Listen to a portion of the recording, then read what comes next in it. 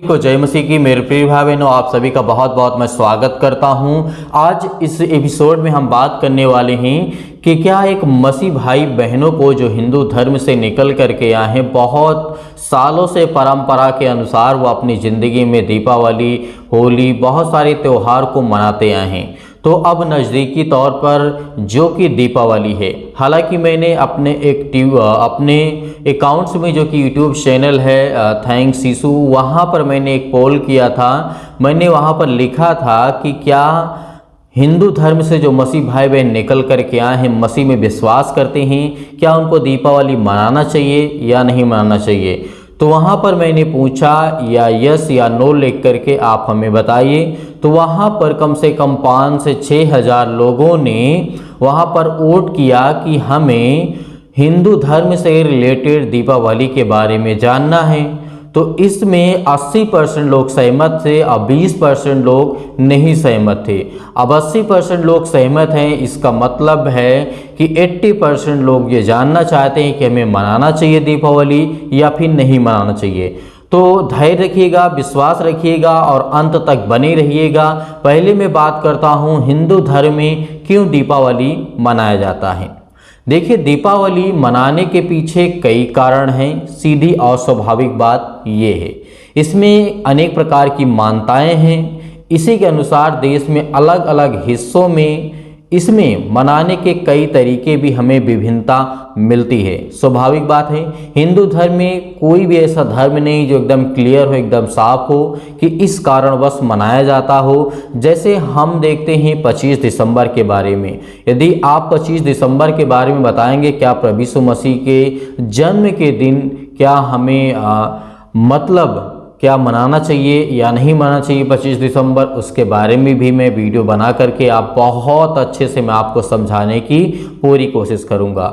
हालांकि हिंदू धर्म के हिसाब से जब हम देखते हैं तो कई तरीके, कई विभिन्नता इसमें पाई जाती हैं। तो आइए हम जानते हैं कि आखिर दीपावली क्यों मनाई जाती है।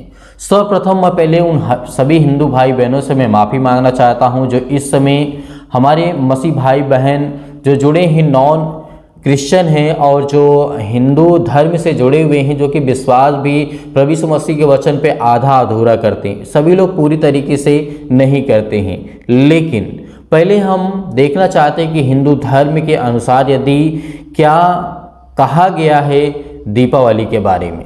सर्वप्रथम पहली बात आप याद रखिए कि जो राम भगवान अयोध्या से जब लौटे थे तो यहाँ पर उनका मानना है हिंदू धर्म ग्रंथ के हिसाब से कि माना जाता है कि जब राम भगवान रावण को हरा करके, यानी उसका वध करके मार करके 14 वर्ष का वनवास पूरा करके यानी अयोध्या लौटे थे, तो नगर के जो लोग थे, नगर वासियों ने पूरे अयोध्या में रोशनी से सजा दिया था। यानी दीपों का त्यौहार, यानी रोशनी जला करके वहाँ पर भारतवर्ष में दीपावली के त्यौहार का चलन शुरू हुआ है। इसका मतलब ये माना जाता है कि राम भगवान अयोध्या जब लौटे थे 14 वर्ष का वनवास करके, रावण को हरा करके, एक मानता तो ये है। इसके आधार पर हिंदू धर्म के हिसाब से जब हम देखते हैं तो माना जाता है। हालांकि हिंदू धर्म में कहीं भी इस बात को स्पष्ट रूप से नहीं लिखा गया है कि दीपावली क्यों मनाया जाता है, लेकिन ये सारी मान्यताएं हैं। अब आगे देखते हैं दूसरा जो जिसके हिसाब से मनाया जाता है, जैसे कि हिरण्यकश्यप के बारे में आपने सुना होगा। उसका वध करने के लिए एक पौराणिक कथा के अनुसार यदि विष्णु जो थे नरसिंह का रूप धारण करके हिरण्यकश्यप का वध किया था, तो इसके उपलक्ष्य में दीप जला करके खुशियां मनाई जाती थी। एक मानता तो ये हो गई। दूसरी, अब तीसरी बात करते हैं तो कृष्ण के नरकासुर का वध किया था, यानी कृष्ण भगवान जिसे कहते हैं हिंदू धर्म के अनुसार में, तो उसने क्या किया था कि नरकासुर का वध करके उसने क्या थे अत्याचार को रोकने की कोशिश की। और इसके उपलक्ष्य में एक दिन पहले चतुर्थी के दिन इस खुशी को मनाया जाता है। अगले दिन अमावस्या को गोकुल वासियों ने दीप जला करके खुशियां को मनाया था। ये तीसरी मान्यताएं थी। अब चौथी मान्यताएं क्या हैं। देखिए, चौथी मान्यताएं जो मानते हैं हिंदू धर्म के अनुसार जब हम देखते हैं तो महाकाली का रूप आपने देखा होगा। महाकाली का जो रूप बहुत सारे रूप धारण करते हैं, तो यहाँ पर हिंदू धर्म के ग्रंथों के हिसाब से राक्षसों का वध करने के बाद महाकाली का क्रोध कम नहीं हुआ, तब भगवान शिव उसे स्वयं चरणों में लेट गए। भगवान शिव के शरीर पे स्पर्श मात्र से ही देवी महाकाली का क्रोध समाप्त हो गया। इसी की याद में हर एक जो लक्ष्मी के रूप में पूजा की शुरुआत हुई, इसी रात के रौद्र रूप से काली की पूजा भी विधान को कहा जाता है। एक ये चौथी मान्यता थी। अब पांचवी मान्यता जो है प्रकट हुए लक्ष्मी धन कुबेर को कहा जाता है। यानी पौराणिक ग्रंथों के अनुसार दीपावली के दिन ही माता लक्ष्मी दूध सागर, जिसे केसर सागर के नाम से भी जाना जाता है, से उत्पन्न हुई थी। मंथन करने के बाद वहां पर उत्पन्न हुई थी। साथ ही समुद्र को मंथन जब किया गया था, आरोग्य देव धन्वंतरी और भगवान कुबेर भी यहाँ पर प्रकट होते, यानी माँ लक्ष्मी, जिसे धर्म हिंदू के हिसाब से बोला जाता है।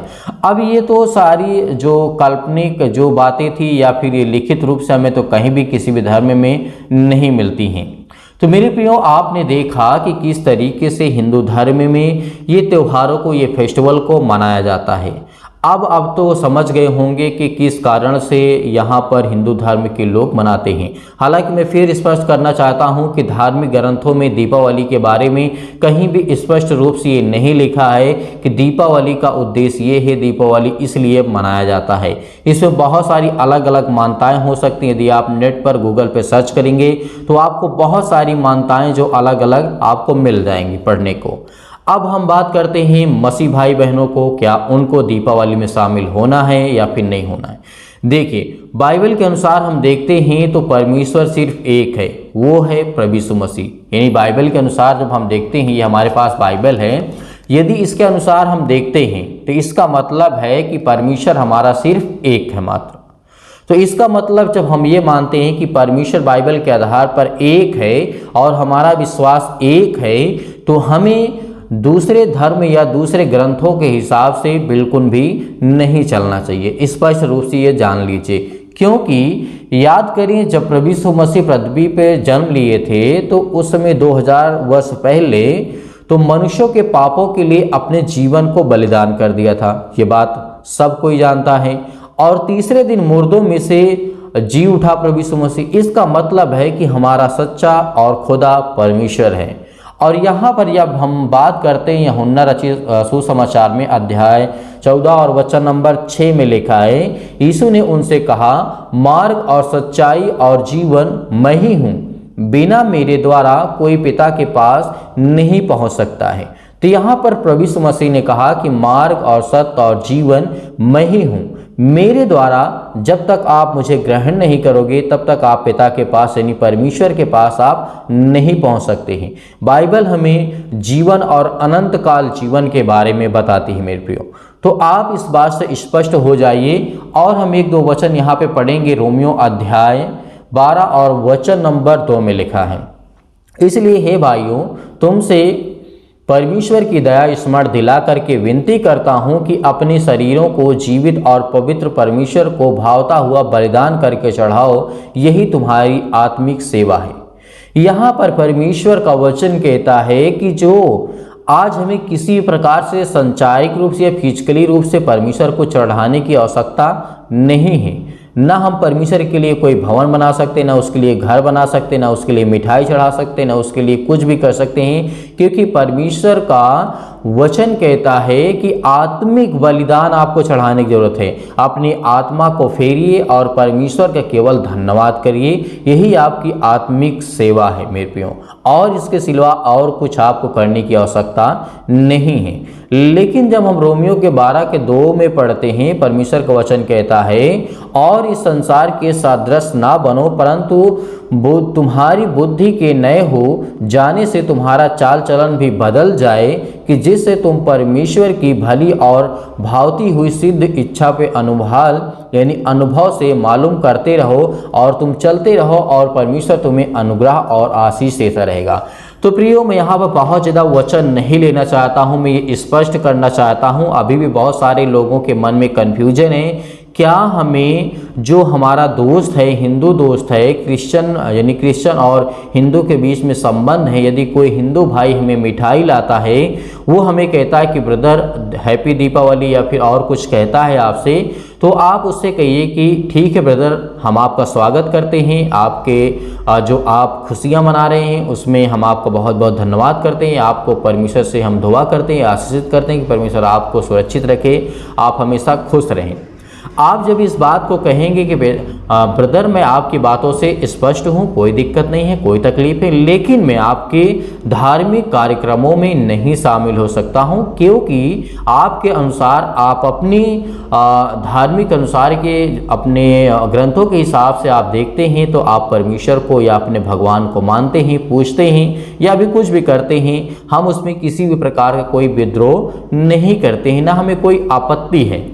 अब ये मेरा मानना है, इसलिए मैं आपकी इस मिठाई को या फिर इस गिफ्ट को नहीं शेयर कर सकता हूँ अपने साथ, क्योंकि हम बाइबल के अनुसार जब हम देखते हैं, ये बाइबल के अनुसार जब हम देखते हैं तो परमेश्वर का वचन कहता है कि मैं ही सृष्टि का कर्ता, उद्धार करता और जीवन और श्वास देने वाला हूँ। इसका मतलब कि परमेश्वर हमें स्पष्ट रूप से कहते हैं कि उन सभी धार्मिक कार्यक्रमों में आपको सहभागिता बिल्कुल भी नहीं लेना है। मेरे मसीह भाई बहन जो भी विश्वासी हैं, अब वो ये सोचेंगे कि जो हिंदू धर्म से निकल कर के आए हैं, क्योंकि उनकी सोच, उनकी थिंकिंग काफ़ी ज़्यादा जुड़ी हुई है, आप काफ़ी सालों से जुड़े हुए और परंपरा के अनुसार चलते आए हैं, तो उनको तकलीफ़ होगी। लेकिन इसमें तकलीफ़ होने की आवश्यकता बिल्कुल भी नहीं है। आप जो भी आपसे मिलने आता है, आपका भाई, आपका दोस्त, आपका कोई भी हो, आपसे संबंधित जो आपसे प्रेम रखता है, प्यार करता है, दीपावली के मौके पर या अवसर पर आता है खुशियाँ की मिठाई को लेकर के, आप सीधे तौर से मना कर दिए, ब्रदर हम आपका धन्यवाद करते हैं, आपकी हर एक बातों को मानते हैं, लेकिन हम आपके इस प्रसाद को नहीं ग्रहण कर सकते, क्योंकि बाइबल के अनुसार हमारा सच्चा खुदा परमेश्वर सिर्फ एक है।